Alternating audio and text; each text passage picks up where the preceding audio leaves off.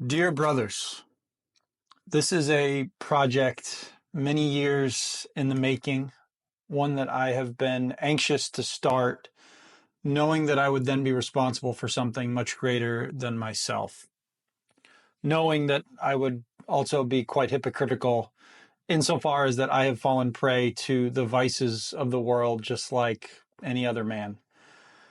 Yet, the thing you are the most afraid of is often the thing you should push into the most. And fellas, we all need to wake the hell up.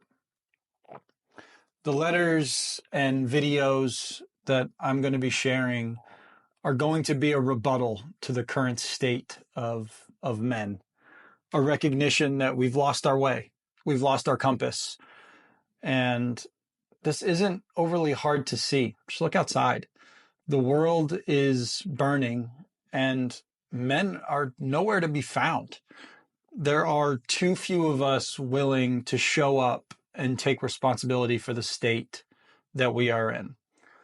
Fatherlessness, suicide rates, lack of education, obesity, lethargy, criminality.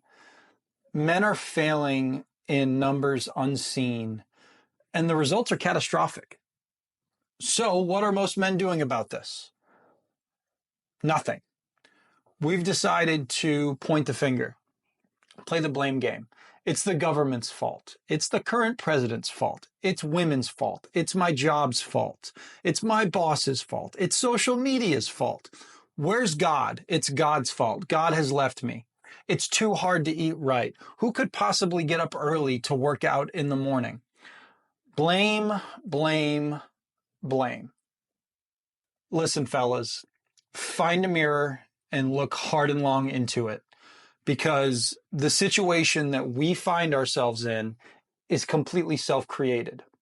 We have chosen to forfeit our duties as men, to be protectors, to be strong, to work hard, to persevere, to care for our bodies, to bolster our minds, to lead our families, to be good husbands, to speak with some form of elegance and confidence. We have softened our expectations of what it means to be a man. Even worse, we aren't holding each other accountable.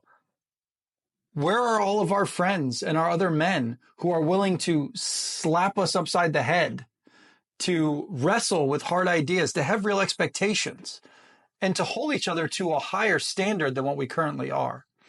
A society that is depleted of real men is one that's destined for destruction. And for anyone that's paying attention, that's pretty much where we're heading right now. The goal of this project is to help correct that course. I'm not saying that I am the only one that can do that, but more of us have to step up and start talking about these things. The world will change for the better the minute that real men show up. But that starts with all of us individually, taking responsibility for ourselves. If we are not the best versions of ourselves, we're the only people that can fix that. We have got to take an inventory of our failings. Where have we missed the mark? Accept that we are imperfect, but also accept that we're the only people that can change that. If we're struggling physically, let's find a way to get into the gym or work on our diets. If we're struggling mentally, let's take a look at our thought processes. How are we looking at the world and explaining things to ourselves? If spiritually, how have we fallen from God's grace, and how can we get back in line with our Creator? The beauty is that no matter where you are right now, in this moment, we can change ourselves for the better. When we do that, fellas, we will help shape the world into a much better place. But that starts with us becoming stronger men. My prayer is that these letters and videos will help us take an inventory of where we are and where we need to be.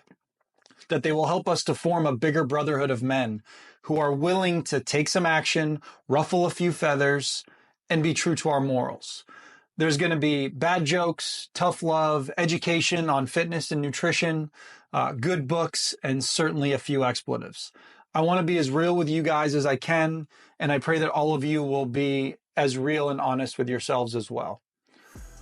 God bless, be strong, and let's get after it.